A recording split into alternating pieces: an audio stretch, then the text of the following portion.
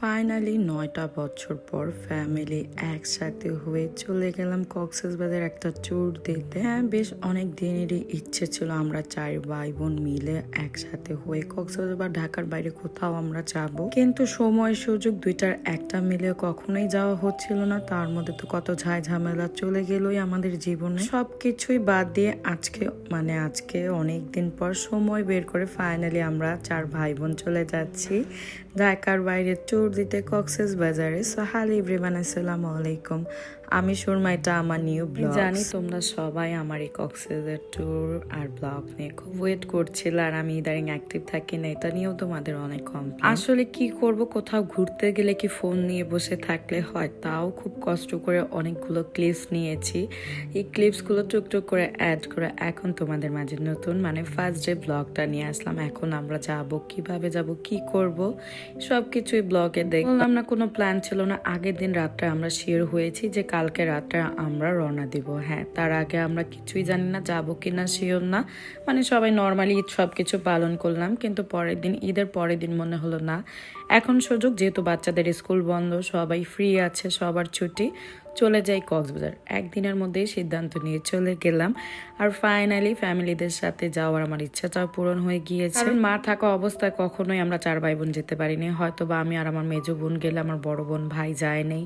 মা বাবার সাথে গিয়েছি, বা এমন হয়েছে একা একা গিয়েছি, কখনো ৪ ভাই বোন একসাথে যেতে পারি। তো বিয়ের পরে অনেকবারই আমরা প্ল্যান করেছিলাম যাব, কোনো না কোনো ঝামেলা হতো, না হলে আমাদের ব্যস্ততা, ওদের ব্যস্ততা, এটা সেটা নিয়ে সবসময় আমাদের প্ল্যানটা ক্যান্সেল হয়ে যেত, একদমই যেতে পারতাম না। কিন্তু আল্লাহর রহমতে আজকে অনেক দিন পর আমরা ফাইনালি যেতে পেরেছি। আর সেদিন ছিল তাদের অ্যানিভার্সারি, তো তাদের অ্যানিভার্সারি সে ওইখানে গিয়ে সেলিব্রেশন করবে, তার জন্য তার এত রং ঢং।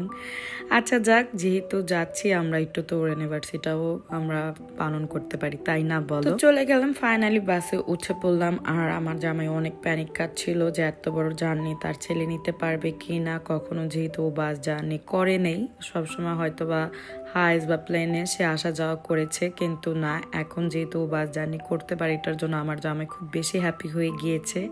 আর আমি ঢাকার থেকে গিয়েছিলাম, দেখো কত সুন্দর চিকন চাকন হয়ে গিয়েছি।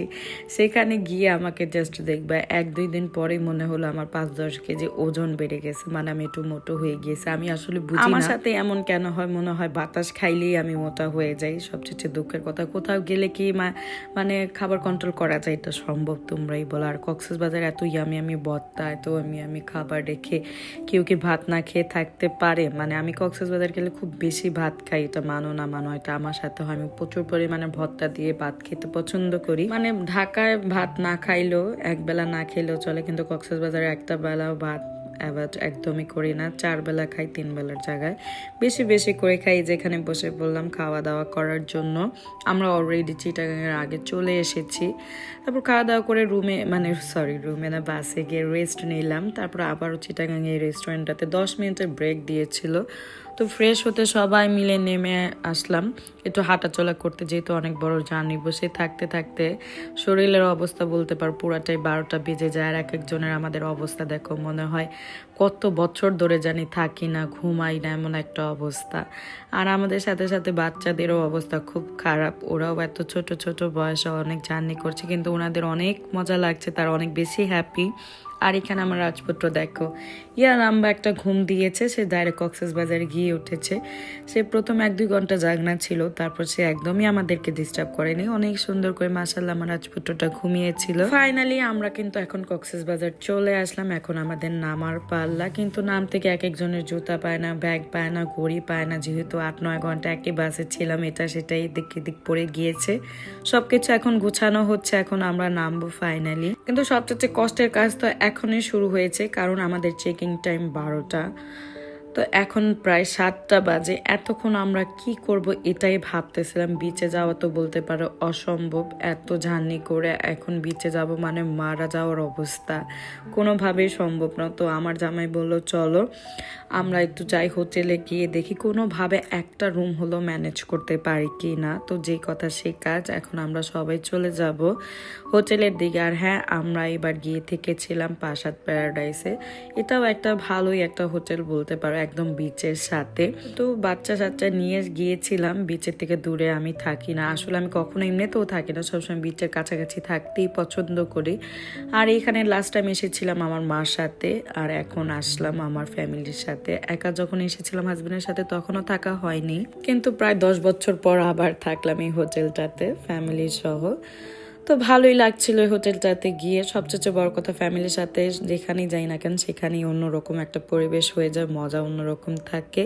তো এখানে আমার জামাই সব রুম নিয়ে কথাবার্তি বলতেছে, কোনোভাবেই সে রুম ম্যানেজ করতে পারতেছে না। প্রায় 4-5 ঘন্টা আমরা নাকি এভাবেই বসে থাকবো, এটা কোনো কথা বলো? আমরা না, এখানে অনেকজনই ছিল বসা, যাদের রুম এখন পর্যন্ত রেডি হয়। স্বাভাবিক চেক ইনের টাইম তো সবসময় 12টার দিকেই থাকে বা 11টার দিকে থাকে।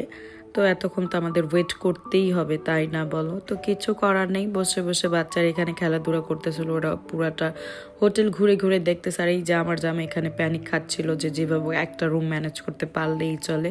তো হ্যাঁ, আমাদের রিল্যাক্স করার জন্য ফাইনালি একটা রুম দিল। সেইখানে গিয়ে বলতে পারো আমরা সবাই উড়াধুরা করে পড়ে গিয়েছি, মানে এখন রিল্যাক্সে 3-4 ঘন্টা ঘুমাবো, দেন সবাই সবার রুমে যাব। এটা নিয়ে বেশি হ্যাপি হচ্ছিলাম।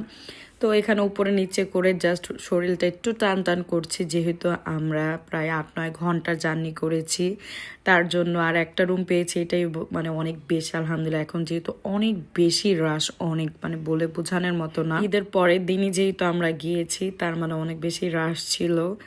মানে রুম পাওয়া বলো কপাল পাওয়া একই রকম ছিল, আমাদের আগের কোনো বুকিং কোনো কিছুই ছিল না। তো ফাইনালি আমরা ঘুম থেকে উঠে এখন বিছনাটা একটু ক্লিন করে দিয়ে যাচ্ছিলাম, যেহেতু আমরা পুরোটা ম্যাসি করে ফেলেছিলাম উপরে নিচে শুয়ে থেকে। তো যাই হোক, আমার কক্সবাজারের ফার্স্ট ব্লগ নিয়ে চলে আসলাম। কেমন লেগেছে অবশ্যই জানাতে পারো, ভালো লাগলে একটা লাইক একটা কমেন্ট করে শেয়ার করে দিবা। আরও অনেক অনেক ব্লগ আছে।